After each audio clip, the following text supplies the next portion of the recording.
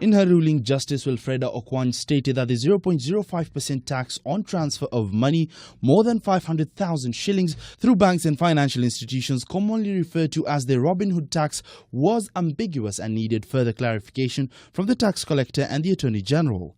The Kenya Bankers Association had asked the court to stop implementation of the excise duty introduced in the Finance Bill 2018 until such a time that banks will alter their computer systems to capture the new excise duty. If you consider 0.05% of 500,000 shillings seems to be quite small. It comes to around 250 shillings.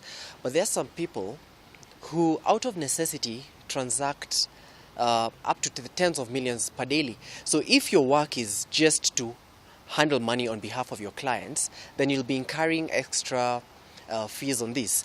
Justice Okwany also suspended taxes on mobile money and kerosene. However, according to Mbiki Kimanjiri, a tax expert, the taxes will not have a significant effect on what KRA was aiming to collect to fill their 23 billion shilling deficit.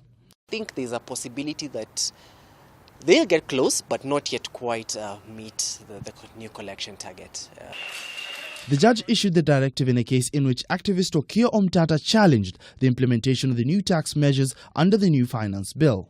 Omtata had argued that the implementations of the measures were unlawful since the matter was only proposed by the National Treasury Cabinet Secretary Henry Rotich during his budget presentation speech. The activist claimed that the proposals must be discussed in Parliament and then assented by the President before implementations come into force.